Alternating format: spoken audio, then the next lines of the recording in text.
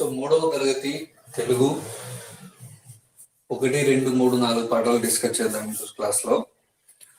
ఈ క్లాస్ పూర్తయ్యేసరికి మనము పాఠ్యపుస్తక పరిచయము, 3వ తరగతి పాఠ్యపుస్తక పరిచయము, అలాగే మొదటి పాఠం తొలకరి జల్లులు, బాలభీముడు, సీసా భూతం, తర్వాత దారి తప్పిన బాలు. ఇక్కడ సీసా భూతం అనేది ఉపవాచక పాఠకము. తర్వాత వచ్చేసి వర్ణమాల. దీంట్లో ఈ 3 పాటల్లో ఉన్నటువంటి 4 లెసన్స్ లో ఉన్నటువంటి వ్యాకరణం చూస్తే వర్ణమాల, అచ్చులు, హల్లులు, ఏకవచనం, బహువచనము, అల్ప ప్రాణాక్షరాలు అంటే ఏంది, మహా ప్రాణాక్షరాలు అంటే ఏంది, హస్వాలు, దీర్ఘాలు అంటే ఏంది, ఈ విషయాల గురించి డిస్కస్ చేద్దాము. ముందుగా పాఠ్యపుస్తక పరిచయం చూస్తే 3వ తరగతి పాఠ్యపుస్తకాన్ని విద్యా హక్కు చట్టం 2009 తర్వాత, విద్యా హక్కు చట్టము 2009లో రావడం జరిగింది. 2009లో విద్యా హక్కు చట్టం వచ్చిన తర్వాత పాఠ్యపుస్తకాల్ని సమీక్షించాల్సిన అవసరం ఏర్పడింది. పాఠ్యపుస్తకాల్ని నూతనంగా తయారు చేయాల్సిన అవసరం ఏర్పడింది. సో ఆ విధంగా 2009 విద్యా హక్కు చట్టం వచ్చిన తర్వాత ఎన్సిఎఫ్ 2005 నేషనల్ కరిక్యులం ఫ్రేమ్వర్క్, జాతీయ విద్యా విధానం 2005ను అనుసరించి ఆంధ్రప్రదేశ్ ఎస్సీఆర్టీ వారు భాషా బోధనా పత్రాన్ని రూపొందించడం జరిగింది. భాషా బోధనా పత్రం ఫస్ట్ వీళ్ళు రాష్ట్ర విద్యా ప్రణాళిక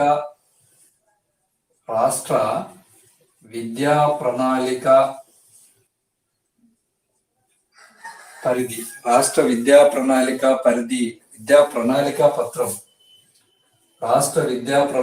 పత్రాన్ని 2011లో రూపొందించడం జరిగింది. దేన్ని ఆధారంగా చేసుకున్నంటే ఎన్సిఎఫ్ 2005 అంటే జాతీయ విద్యా విధానం 2005ను ఆధారంగా చేసుకొని ఆంధ్రప్రదేశ్ ఎస్సీఆర్టీ వారు, రాష్ట్ర విద్యా పరిశోధన సంస్థ వాళ్ళు రాష్ట్ర విద్యా ప్రణాళిక పత్రాన్ని 2011లో రూపొందించడం జరిగింది. ఈ రాష్ట్ర విద్యా ప్రణాళిక పత్రం ఆధారంగా భాషా బోధన ఆధార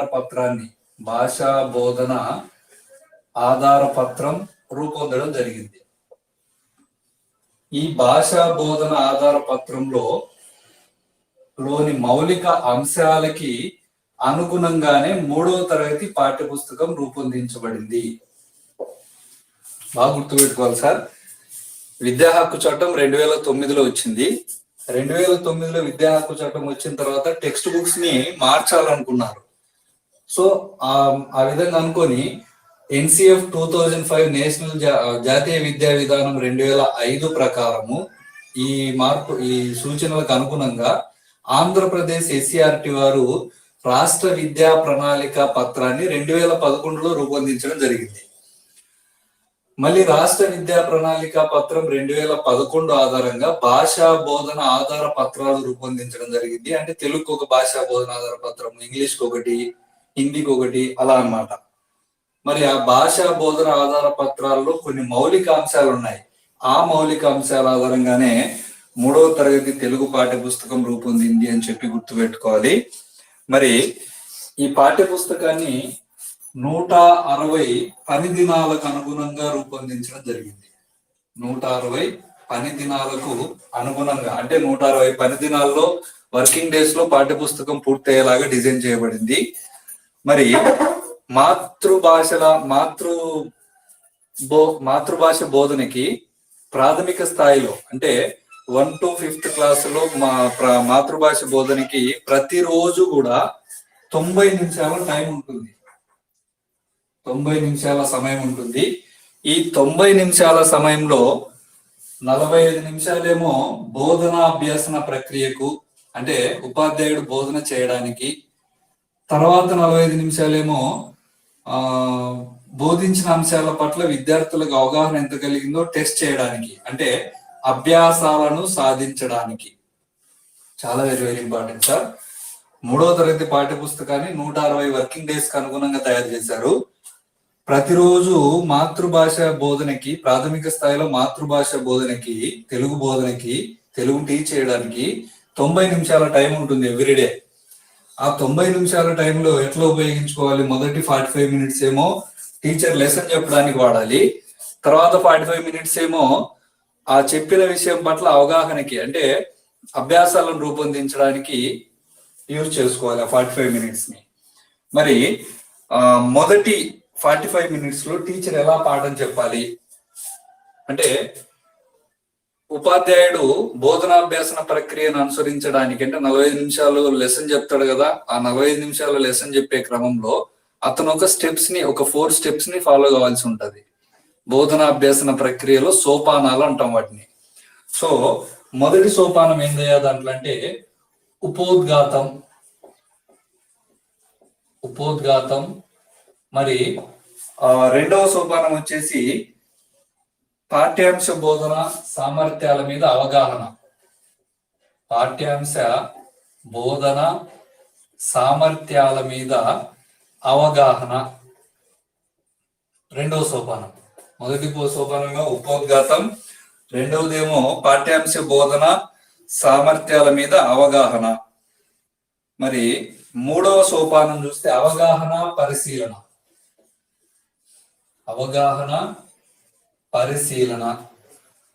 మరి నాలుగవ సోపానంలో ఇంటి పని. అంటే మొదటి 45 నిమిషాలు ఈ పని చేయాలి ఉపాధ్యాయుడు, ఈ స్టెప్స్ ని ఫాలో అవుతూ చేయాలి.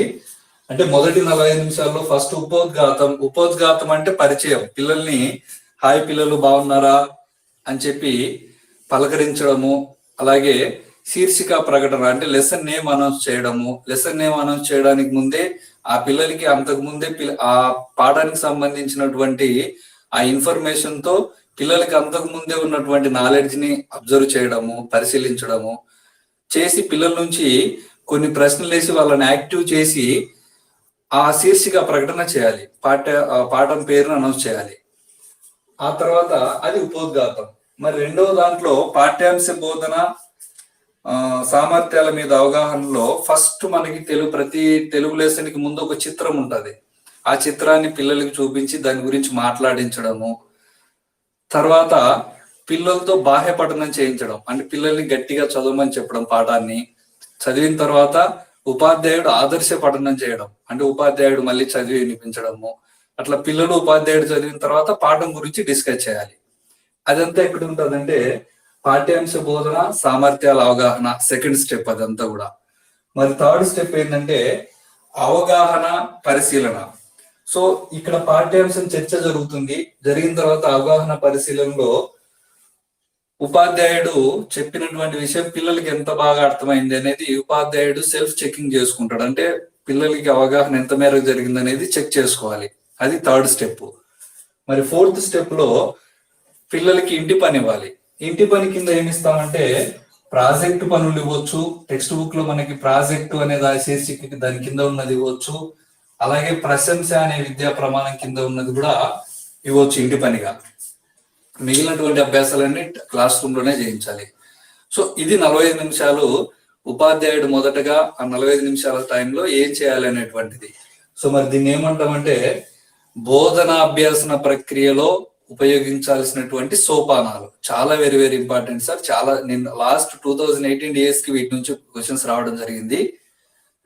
సో ఉపోద్ఘాతం అంటే ఈ స్టెప్స్ ఖచ్చితంగా గుర్తుపెట్టుకోవాలి. ఉపోద్ఘాతం ఉపాధ్యాయుడు శీర్షిక ప్రకటన ఈ సోపానంలో చేస్తాడు అని ఇస్తారు. ఇచ్చి 4 ఆప్షన్స్ కింద ఇస్తారు. మనము అప్పుడు ఉపోద్ఘాతంలో శీర్షిక ప్రకటన చేస్తాడు అని గుర్తుపెట్టుకోవాలి. ఆ విధంగా అడుగుతారు అనమాట. సో ఆ విధంగా మొదటి 45 నిమిషాలు ఇది అయిపోయిన తర్వాత 45 నిమిషాలు క్లాస్ రూమ్ లోనే అభ్యాసాలు చేయించాలి. మరి తర్వాత మూల్యాంకనం విషయానికి వస్తే, ఈ 3వ తరగతి పాఠ్య పుస్తకం మూల్యాంకనం విషయానికి వస్తే, మూల్యాంకనం అంటే ఎవాల్యుయేషన్ కదా. సో దీంట్లో పాఠ్య పుస్తకాలన్నీ కూడా దాదాపు 3వ తరగతి నుంచి రైట్ టు ఎడ్యుకేషన్ యాక్ట్ వచ్చిన తర్వాత టెక్స్ట్ బుక్స్ అన్ని కూడా సిసిఈ మోడల్ కు అనుగుణంగా రూపొందించబడ్డాయి. సిసిఈ మోడల్ అంటే కంటిన్యూస్ కాంప్రహెన్సివ్ ఎవల్యూషన్. దాన్ని తెలుగులో మనము నిరంతర సమగ్ర మూల్యాంకనము అంటాం. నిరంతర సమగ్ర మూల్యాంకనం. నిరంతర సమగ్ర మూల్యాంకనానికి అనుగుణంగా టెక్స్ట్ బుక్స్ రూపొందించబడినాయి. ఈ నిరంతర సమగ్ర మూల్యాంకనంలో 2 రకాలైనటువంటి మూల్యాంకనాలు ఉంటాయి. ఒకటి నిర్మాణాత్మక మూల్యాంకనం. నిర్మాణాత్మక మూల్యాంకనం. 2 సమగ్ర మూల్యాంకనం. సమగ్ర మూల్యాంకనం. 1 నిర్మాణాత్మక మూల్యాంకనం, 2 సమగ్ర మూల్యాంకనం. ఈ సమగ్ర నిరంతర సమగ్ర మూల్యాంకనం అంటాం దీన్ని. నిరంతర సమగ్ర మూల్యాంకనం, నిర్మాణాత్మక మూల్యాంకనం, నిరంతర సమగ్ర మూల్యాంకనం, ఈ రెండింటిని కలిపే మనము నిరంతర సమగ్ర మూల్యాంకనం అంటాము. సో దీన్ని ఇంగ్లీష్ లో చూస్తే నిర్మాణాత్మక మూల్యాంకనం అంటే ఫార్మేటివ్ అసెస్మెంట్. మరి నిరంతర సమగ్ర మూల్యాంకనం అంటే సమ్మేటివ్ అసెస్మెంట్. ఫార్మేటివ్ అసెస్మెంట్ అంటే నిర్మాణాత్మక మూల్యాంకనము, నిరంతర సమగ్ర మూల్యాంకనం అంటే సమ్మేటివ్ అసెస్మెంట్ అని అర్థం. మరి ఈ నిర్మాణాత్మక మూల్యాంకనము అనేది 50 మార్క్స్ ఉంటది. సమ్మేటివ్ అసెస్మెంట్ కూడా 50 మార్క్స్ ఉంటది. నిర్మాణాత్మకం అంటే ఫార్మేటివ్ 50 మార్క్స్ ఉంటది, సమ్మేటివ్ కూడా 50 మార్క్స్ ఉంటది. అయితే ముందుగా మనం ఫార్మేటివ్ అసెస్మెంట్ గురించి చూస్తే దీన్ని షార్ట్ గా మనం ఎఫ్ఏ అంటాం. ఇప్పుడు మీరు స్కూల్లో వర్క్ చేసే టీచర్లకు అయితే తెలిసి ఉంటుంది, ఎఫ్ఏ అంటాం ఫార్మేటివ్ అసెస్మెంట్ అని. మరి ఈ ఫార్మేటివ్ అసెస్మెంట్ 50 మార్క్స్ ఉంటది. మరి 3వ తరగతి తెలుగులో ఫార్మేటివ్ అసెస్మెంట్ కింద ఏమేమి ఉంటాయి అంటే, 1 50 మార్క్స్ ఉంటాయి. ఆ 50 మార్క్స్ ఎలా డివైడ్ అవుతాయంటే, 1 పిల్లల భాగస్వామ్యం పరిశీలన. పిల్లల భాగస్వామ్యం పరిశీలన, మరి దీనికి 10 మార్క్స్ ఉంటాయి. మరి 2వ సెక్షన్ వచ్చేసి పిల్లలు రాసిన అంశాలు 10 మార్క్స్ ఉంటాయి. మరి 3వది వచ్చేసి ప్రాజెక్టు పని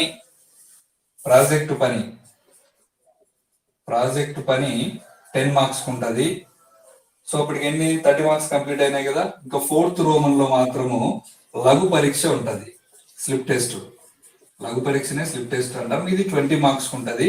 టోటల్ 50 మార్క్స్ కి. పిల్లల భాగస్వామ్యం పరిశీలన అంటే పిల్లలతో మనం మాట్లాడిస్తాం కదా పాఠం చెప్పేటప్పుడు. అట్లా మాట్లాడించేటప్పుడు వాళ్ళు ఎంత బాగా పిల్లలు పార్టిసిపేట్ చేస్తా ఉన్నారు క్లాస్ రూమ్ యాక్టివిటీస్ లో గానీ, తర్వాత అభ్యాసాలు చేయడంలో గానీ ఎంత బాగా యాక్టివ్ గా ఉన్నారనే దాన్ని బేస్ చేసుకొని మనము ఈ 10 మార్క్స్ ఇస్తాం. మరి పిల్లలు రాసిన నోట్ పుస్తకాలు అంటే సృజనాత్మకత కింద అట్లా కొన్ని క్వశ్చన్స్ ఉంటాయి టెక్స్ట్ బుక్ వెనక అభ్యాసాల్లో. వాటికి పిల్లలు సొంతంగా సమాధానాలు రాయాలి. గైడ్లు, క్వశ్చన్ బ్యాంకులు చూసి రాయకూడదు. సో అప్పుడు ఆ పిల్లలు రాసిన అంశాలు వాళ్ళు ఓన్ గా రాసింటే దానికి 10 మార్క్స్ ఇస్తాము.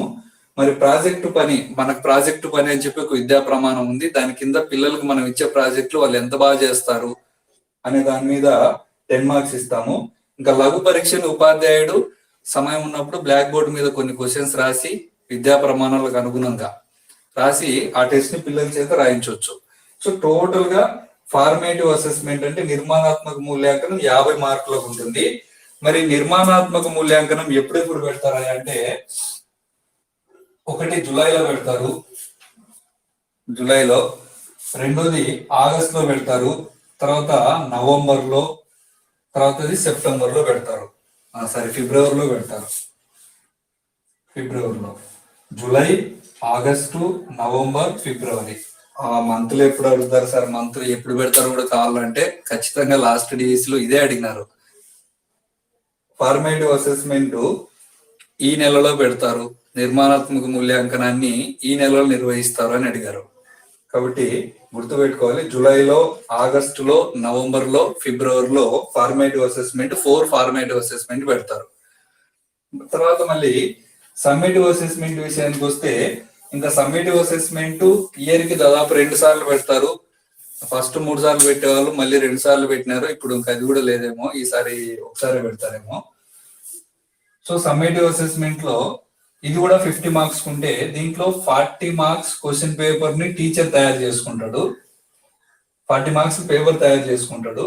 ఇంకో 10 మార్క్స్ మాత్రము పిల్లలు ధారాళంగా చదవడం రాయడం అని చెప్పి ఒక విద్యా ప్రమాణం ఉంది కదా, అక్కడ పిల్లలు ఏదైనా ఇచ్చినప్పుడు దాన్ని బాగా చదివి అర్థం చేసుకొని చెప్పగలిగితే వాళ్ళకి ఆ 10 మార్క్స్ కి వాళ్ళు ఎంత బాగా చెప్తారో దాన్ని బట్టి 7, 8, 6 అట్లా ఇచ్చుకుంటూ పోతారు అనమాట.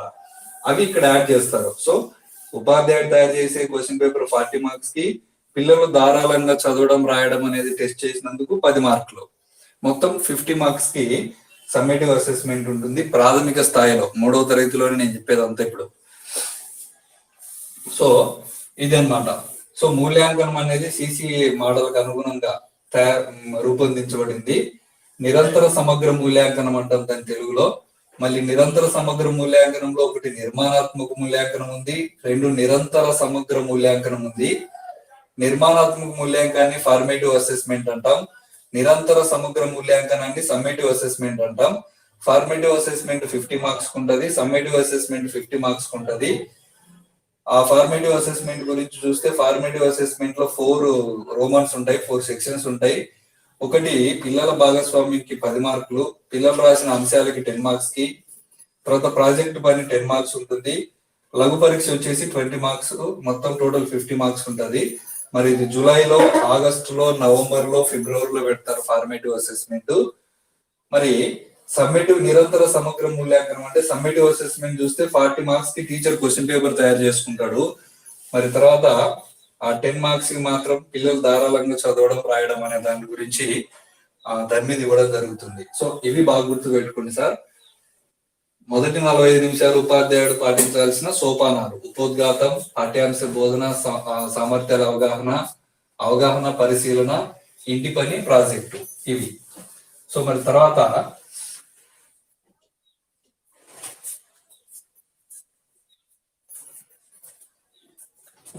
ఇది పాఠ్య పుస్తకం గురించి మొత్తము. మరి ఈ పాఠ్య పుస్తకం ద్వారా విద్యార్థులు సాధించాల్సిన విద్యా ప్రమాణాలు ఉంటాయి, అవి కూడా చాలా వెరీ వెరీ ఇంపార్టెంట్. మరి విద్యా ప్రమాణాలు 3వ తరగతిలో విద్యా ప్రమాణాలు వచ్చేసి మొత్తము 7 విద్యా ప్రమాణాలు ఉన్నాయి. 7 విద్యా ప్రమాణాలు. ఒకటి చాలా వెరీ వెరీ ఇంపార్టెంట్. ఒకటి వినడం, ఆలోచించి మాట్లాడడం. వినడం, ఆలోచించి మాట్లాడటం. వినడం, ఆలోచించి మాట్లాడడం. మరి 2వ విద్యా ప్రమాణం వచ్చేసి ధారాళంగా చదవడం, అర్థం చేసుకుని చెప్పడం. ధారాళంగా చదవడం, అర్థం చేసుకుని చెప్పడం. అర్థం చేసుకుని చెప్పడం. మరి 3వ విద్యా ప్రమాణం వచ్చేసి ఆలోచించి సొంత మాటల్లో రాయడం. ఆలోచించి సొంత మాటల్లో రాయడం. మరి 4వ విద్యా ప్రమాణం పదజాలం. 5వ విద్యా ప్రమాణం సృజనాత్మకత. 6వ విద్యా ప్రమాణం ప్రశంస. 7వ విద్యా ప్రమాణం భాషను గురించి తెలుసుకుందాం. ఇవి 7 విద్యా ప్రమాణాలు. ఒకటి వినడం, ఆలోచించడం, ధారాళంగా చదవడం, అర్థం చేసుకుని చెప్పడం, ఆలోచించి సొంత మాటలో రాయడం, పదజాలం, సృజనాత్మకత, ప్రశంస, భాషను గురించి తెలుసుకుందాం. ప్రతి పాఠంలో భాషను గురించి తెలుసుకుందాం అనే దాని కింద తెలుగు వ్యాకరణాన్ని పరిచయం చేస్తాడు. మరి వినడం, ఆలోచించడం, చెప్పడం అంటే ఒక కథ చెప్పి లేదంటే ఒక చిత్రాన్ని చూపించి వాళ్ళని కొన్ని క్వశ్చన్స్ అడిగితే వాడు అర్థం చేసుకొని చెప్పగలగాలి. మరి ధారాళంగా చదవడం, అర్థం చేసుకొని చెప్పడం అంటే పాఠం చెప్పేదానికంటే ముందే వాడు చదివి అర్థం చేసుకొని వాడికి అర్థమైన కాడికి చెప్పగలగాలి. మరి ఆలోచించి సొంత మాటల్లో రాయడం అంటే నువ్వైతే ఏం చేస్తావు, ఇట్లాంటి ప్రశ్నలు వస్తాయి. అట్లాంటి వాటికి వాడు సొంతంగా ఆన్సర్స్ రాయగలిగితే అప్పుడు వాడిలో ఆలోచించి సొంత మాటల్లో రాయడం అనే విద్యా ప్రమాణం నెరవేరినట్లు. మరి పదజాలం కింద వ్యతిరేక పదాలు, పర్యాయ పదాలు ఇవన్నీ ఉంటాయి. సృజనాత్మకత అంటే క్రియేటివిటీ. ఈ క్రియేటివిటీలో కూడా ఈ పాఠానికి మీరే కొత్త శీర్షిక, ఈ పాఠానికి మీరే పేరు పెట్టాలంటే ఏ పేరు పెడతారు అంటే ఒకటి రకరకాలుగా ఆలోచిస్తాడు కథకు సంబంధించి. సో అట్లాంటి క్వశ్చన్స్ అన్ని సృజనాత్మకత కిందకి వస్తాయి. ప్రశంస. ప్రశంస అంటే మీ ఫ్రెండ్ నీకు ఏదైనా సహాయం చేశాడు, వాడిని నువ్వు ఎలా మెచ్చుకుంటావు. సో ఇతరుల పట్ల గౌరవాన్ని పెంపొందించే విధంగా ఉండడం అనమాట, ఆ విధంగా తయారు చేయడం. తర్వాత భాషను గురించి తెలుసుకుందాం అనేది వ్యాకరణం ఉంటుంది. సో 7 విద్యా ప్రమాణాలు ఉంటాయి 3వ తరగతి తెలుగు టెక్స్ట్ బుక్ లో అని చెప్పి గుర్తుపెట్టుకోవాలి. తర్వాత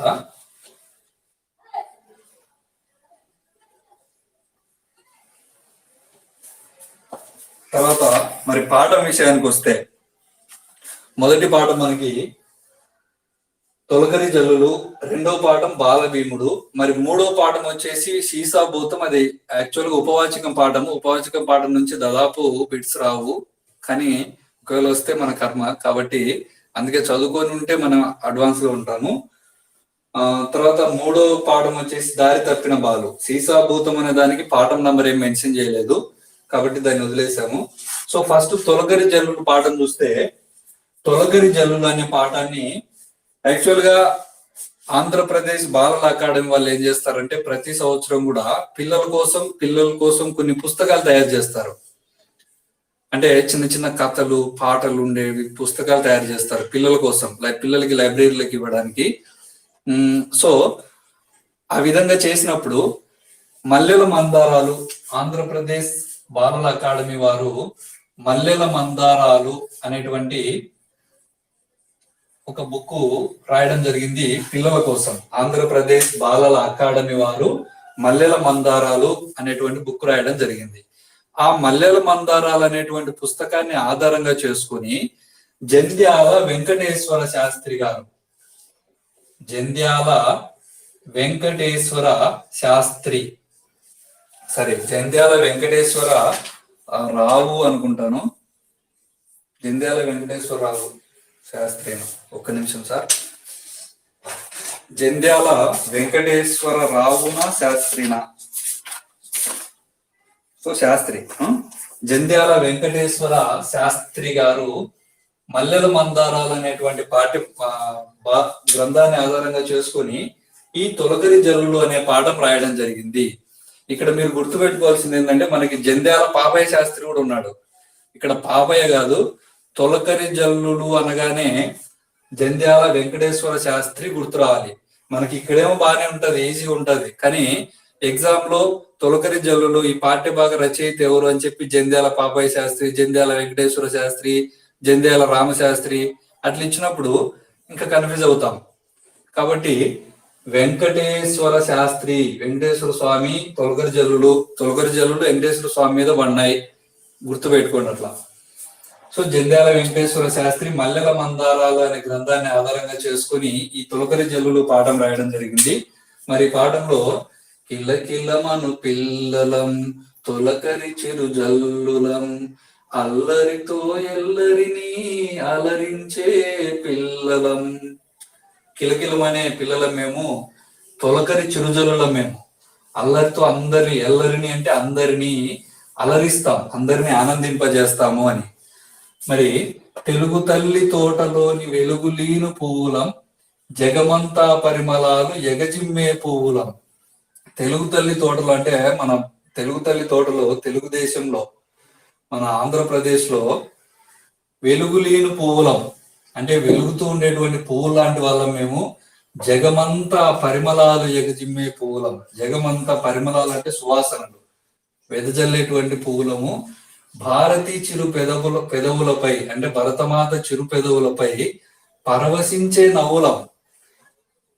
విశ్వమెల్ల వెన్నెలను వెదజల్లే నవ్వులం. ప్రపంచమంతా వెన్నెలను విస్తరింపజేసేటువంటి నవ్వులం మేము. పిల్లలు చెప్తున్నారనమాట. భరతమాత హారంలో మెరీచున్న రవ్వలం. భరతమాత హారంలో మెరిసేటువంటి రవ్వలం మేము. దగద్దగలు నలుదిశలా ఎగజిమ్మే రవ్వలం.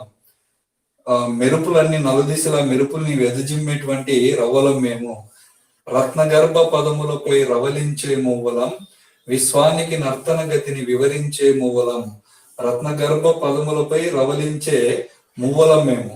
విశ్వానికి నర్తన గతిని వివరించే మువ్వలం అంటే ప్రపంచానికి రాబోయే తరాలను గురించి వివరించేటువంటి మా యొక్క సామర్థ్యాన్ని గురించి వివరించేటువంటి మూలం మేము.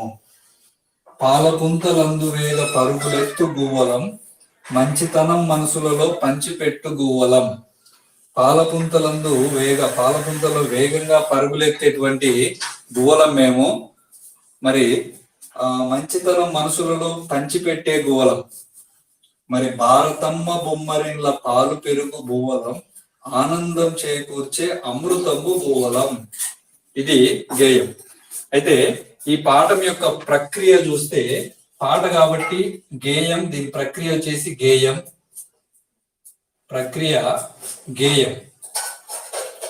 మరి ఈ పాఠం యొక్క ఇతివృత్తం చూస్తే, అంటే దేని ఆధారంగా ఏ ఇతివృత్తం ఆధారంగా ఈ పాఠం తీసుకోబడిందంటే దేశభక్తి అని గుర్తుపెట్టుకోవాలి. సో మల్లెల మందారాలు మూలంగా తీసుకుని జంధ్యాల వెంకటేశ్వర శాస్త్రి రాసినటువంటి తొలకరి జల్లులు అనే పాఠం యొక్క ప్రక్రియ గేయం, ఇతివృత్తం దేశభక్తి. మరి ఈ గేయం కాబట్టి ఇంకా ప్రక్రియ గేయం అని చెప్తాము. దేశం గురించి ఇక్కడ దేశభక్తిని, మన భరతమాత ఇలాంటి విషయాలు ప్రస్తావనలు ఉన్నాయి కాబట్టి దేశభక్తి అని గుర్తుపెట్టుకోండి. మరి తర్వాత వచ్చేసి ఈ ముఖ్యంగా దీంట్లో లాస్ట్ డిఎస్ లో ఇచ్చింది ఏంటంటే ఇది ఇచ్చారు. ఈ పోయం, ఈ 4 లైన్లు గేయంలో ఈ 4 లైన్లు ఇచ్చి, తెలుగు తల్లి తోటలోని వెలుగులీని పువ్వులం, జగమంతా పరిమళాలు ఎగజిమ్మే పువ్వులం.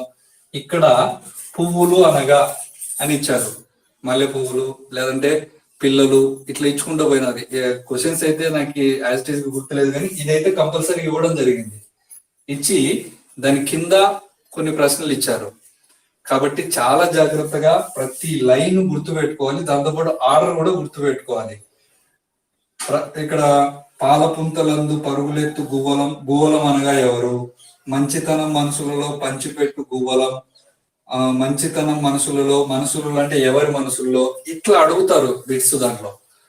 కాబట్టి ప్రతి లైన్ సార్ అంత పిల్లలే కదా అంటే ఇక్కడ అనిపిస్తుంది పిల్లలే అని, ఇదే లైన్ అక్కడ ఎగ్జామ్ లో వచ్చినప్పుడు దాన్ని చూస్తే మనకి కొత్తగా కనిపిస్తుంది. కాబట్టి జాగ్రత్తగా గుర్తుపెట్టుకోవాలి. మరి రెండవ పాఠం బాల భీముడు. రెండవ పాఠం వచ్చేసి బాల భీముడు. మరి బాల భీముడు పాఠం యొక్క ప్రక్రియ చూస్తే కథ, ఇదొక కథ, ప్రక్రియ కథ. మరి దాని ఇతివృత్తం చూస్తే ఇతిహాసం అంటే ఇలా జరిగింది అని చెప్పబడేది అన్నమాట ఇతిహాసం.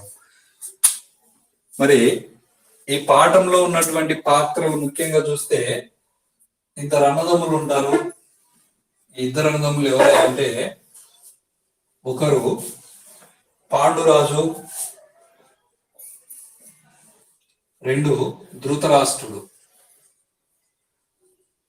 పాండురాజు ధృతరాష్ట్రుడు. సో ఈ పాండురాజు ధృతరాష్ట్రుడు ఇద్దరు ఉంటే ఇద్దరు అన్నదమ్ములు. మరి పాండురాజుకి ఏమో 5 మంది కొడుకులు ఉంటారు, ధృతరాష్ట్రునికి 100 మంది కొడుకులు ఉంటారు. ధృతరాష్ట్రునికి 100 మంది కొడుకులు. పెద్దోడు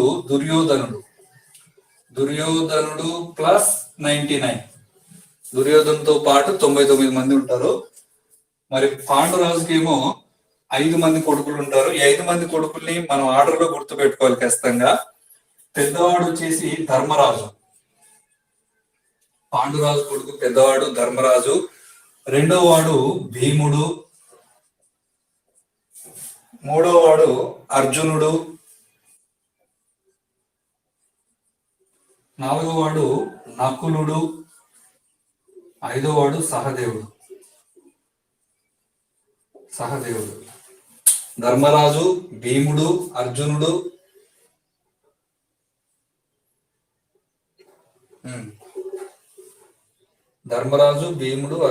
నకులుడు, సహదేవుడు.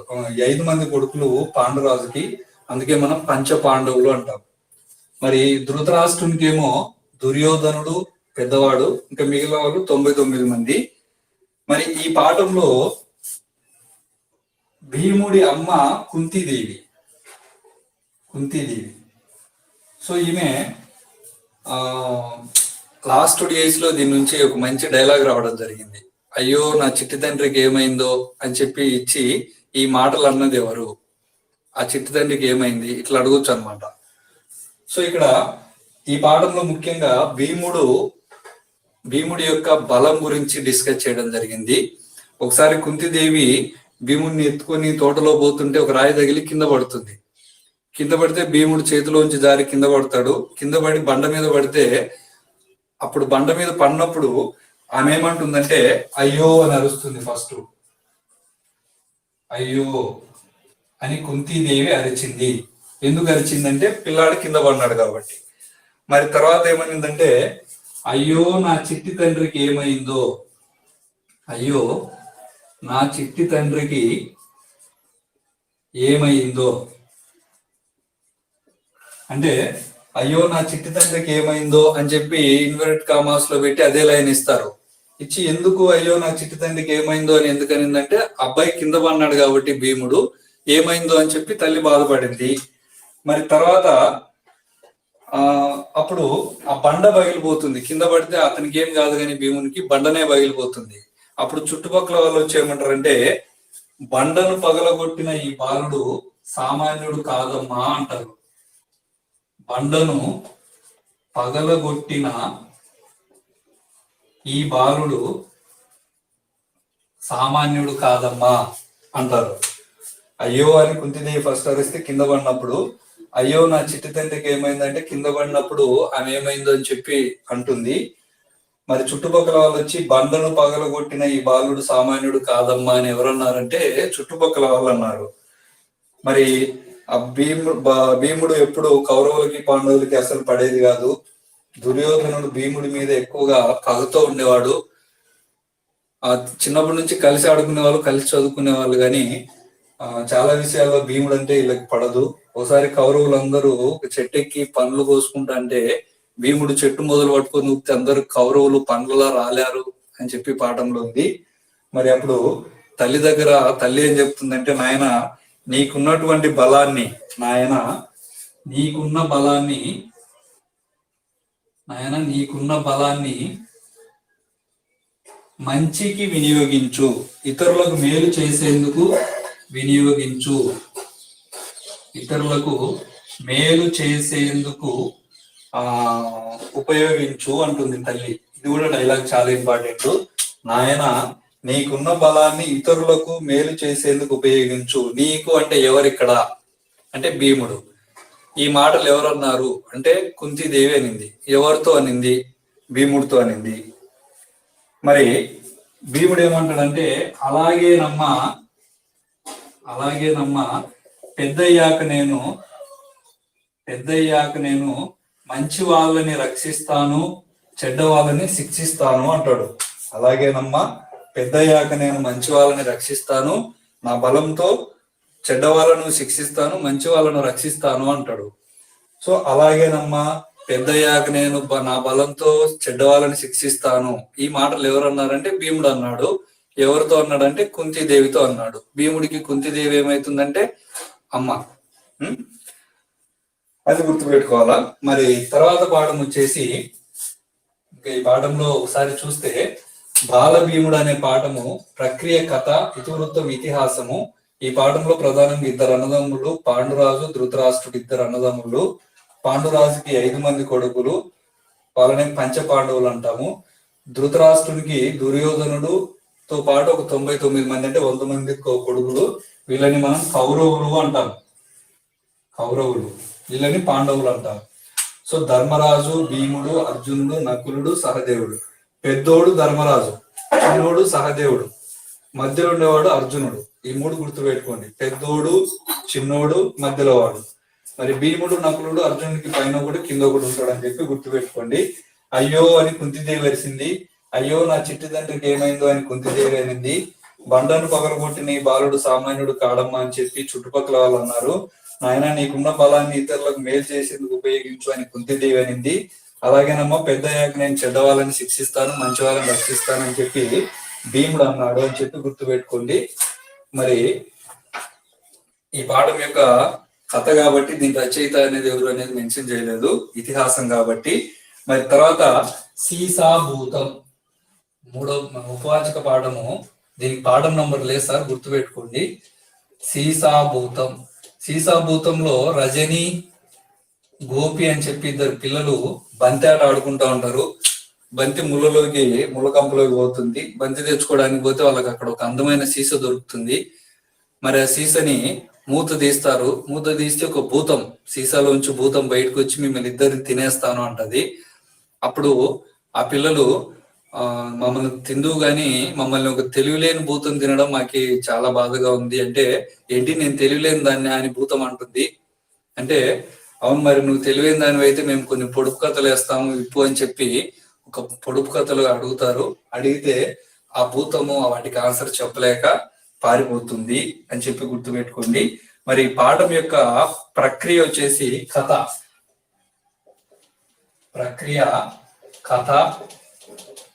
మరి ఇతివృత్తం వచ్చేసి భూతం ఒక ప్రమాదం వచ్చింది. ప్రమాదం వచ్చినప్పుడు దాన్ని మనము తెలివితో పరిష్కరించుకుంటే దాన్ని సమయస్ఫూర్తి అంటాం. సో ఇక్కడ భూతం వచ్చింది, పిల్లలు ఆ భూతానికి భయపడకుండా సమయస్ఫూర్తితో వ్యవహరించి పరిష్కరించుకున్నారు. కాబట్టి ఈ పాఠం యొక్క ఇతివృత్తము సమయస్ఫూర్తి. చాలా ఇంపార్టెంట్ సార్. అక్కడికి ఎగ్జామ్ పోయిన తర్వాత ఇవి గుర్తే రావు అసలు, కాబట్టి జాగ్రత్త గుర్తుపెట్టుకోవాలా. సీసాభూతం అనే పాఠం యొక్క ప్రక్రియ కథ, దాని ఇతివృత్తం వచ్చేసి సమయస్ఫూర్తి. భూతం నుంచి సమయస్ఫూర్తిగా ఆలోచించి వాళ్ళు తప్పించుకున్నారు కాబట్టి ఇతివృత్తం సమయస్ఫూర్తి అని చెప్పి గుర్తుపెట్టుకోవాలి. మరి తర్వాత వచ్చేసి మూడో పాఠం దారి తప్పిన ఎలుగుబంటి బాలు. మనం కొత్తగా పెడదాం పాఠం పేరు, ఎందుకంటే దారి తప్పిన బాలు అంటే అది ఎలుగుబంటి కథ. యాక్చువల్ గా బాలు అని చెప్పి క్లియర్ గా పేరు పెడితే మనం ఏమన్నా అబ్బాయి ఏమో అనుకుంటాం, చాలా సార్లు కన్ఫ్యూజ్ అవుతారు అట్లా. సో అట్లా కాకుండా పాట పేరును మార్చి దారి తప్పిన ఎలుగుబంటి బాలు అని పెట్టుకుందాం. సో ఇంకా ఎలుగుబంటి బాలు అనగానే మనకి ఇంక పాఠం అంతా గుర్తొస్తుంది. ఒక ఎలుగుబంటి స్నేహితులతో దాగుడు మూతలు ఆడుకుంటూ ఊర్లోకి ప్రవేశిస్తుంది, నగరంలోకి. అక్కడ రోడ్డు మీద బస్సులు, కార్లు అన్ని పోతుంటే ఆశ్చర్యంగా చూస్తుంది, ఎప్పుడు నేను చూడలేదు అని చెప్పి. ఒక బస్సు నిలబడి ఉంటే ఆ బస్సు కిటికీ దగ్గర పట్టుకొని ఎక్కి చూస్తుంది. అప్పుడు ఆ బస్సులో ఉండే వాళ్ళందరూ అరుస్తారు. అరిస్తే అక్కడి నుంచి దిగి వచ్చి మళ్ళీ బస్సు ఎక్కి డ్రైవర్ సీట్ లో కూర్చుంటది ఎలుగుబంటి. కూర్చుంటేనే అందరూ భయపడిపోయి అరుస్తారు. అరిస్తే ఆ అరుపులకి అది చాలా భయపడుతుంది. అలాగే ఒక బస్సు అలాగే వెళ్తుంది. అది ఉన్నప్పుడు ఆ బస్సులోనేమో చాలా మంది ఉంటారు. ఈ బస్సులో ఇలా ఈ ఎలుగుబంటి ఎక్కిన తర్వాత అందరూ కిందకి దిగిపోతారు. దిగిపోతే అరే ఆ బస్సులో అందరు ఉన్నారు, నా బస్సులో ఎవరు లేరు. ఇది డైలాగ్ అట్లా ఉండేది. అరే ఆ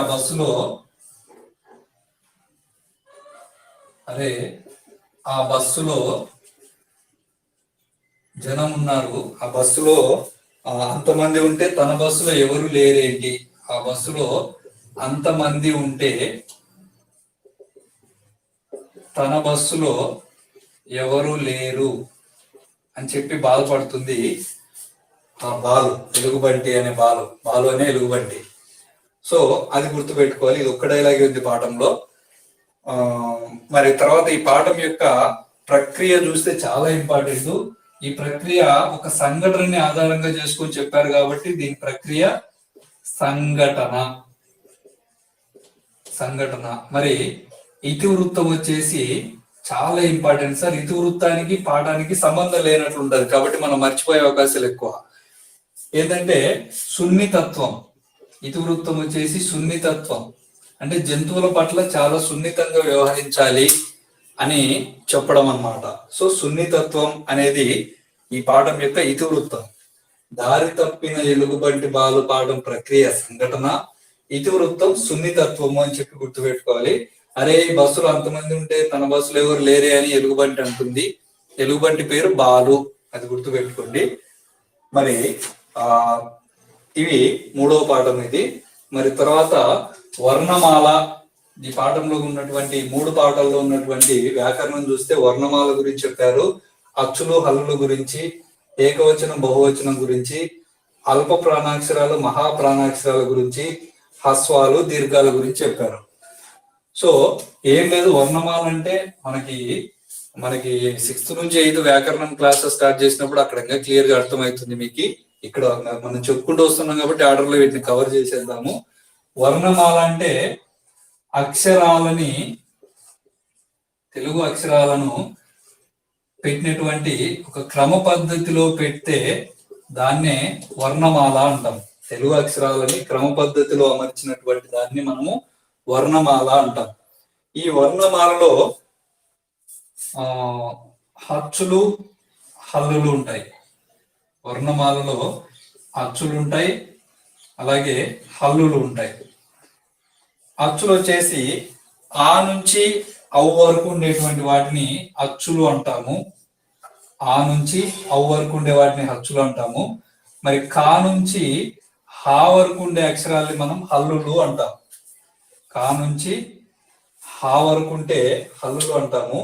అచ్చులు అంటే ఆ నుంచి అవు వరకు ఉండేటువంటి వాటిని అచ్చులు అంటాం. ఈ అచ్చులు హల్లులు కలిపి మనము వర్ణమాల అంటాం. తర్వాత ఏకవచనం బహువచనం గురించి మాట్లాడారు. చాలా సింపుల్ సార్. ఏకవచనం అంటే ఇంక తెలుసు మనకి, ఒకే వస్తువు ఉంటే దాన్ని ఏకవచనం అంటాం. పెన్ను ఏకవచనం, పెన్నులు బహువచనం. అలాగే కుర్చీ ఏకవచనం, కుర్చీలు బహువచనం. పుస్తకం ఏకవచనం, పుస్తకాలు బహువచనం. మరి అల్ప ప్రాణాక్షరాలు అంటే క, గ, చ, జ, ట, ద, డ, క, గ, చ, జ, ట, ద, ఇలాంటి వాటిని మనము ఒత్తులు లేవు వాటికి. ప, బ,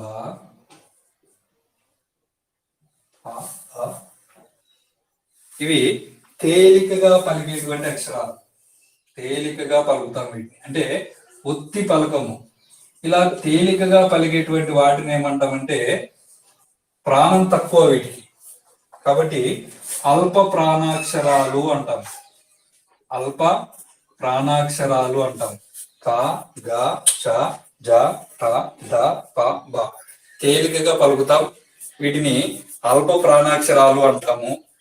మరి ఖ, ఘ, ఛ, ఝ, ఠ, ఢ, ఫ, భ. నేను ఎట్లా పలికాను? ఒత్తి పలికాను. అంటే ఖ, ఘ, ఛ, ఝ, ఠ, ఢ, ఫ, భ. వీటిని ఒత్తి పలికాము కాబట్టి ఇలా ఒత్తి పలికేటువంటి ఉచ్చరించేటువంటి వాటిని మహాప్రాణాక్షరాలు అంటాం. మహాప్రాణాక్షరాలు.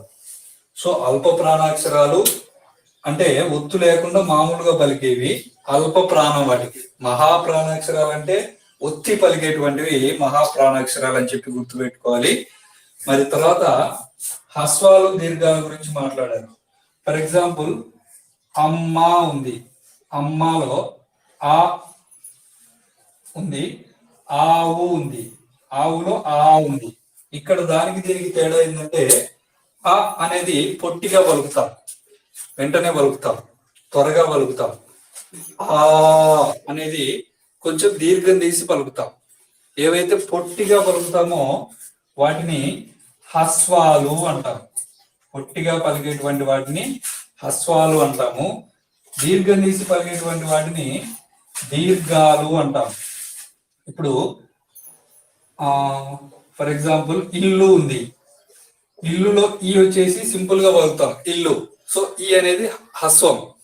మరి ఈగా ఉంది, ఈగా ఈ అంటాం కాబట్టి, అంటే దీర్ఘం తీస్తాం కాబట్టి ఈ అనేది దీర్ఘం.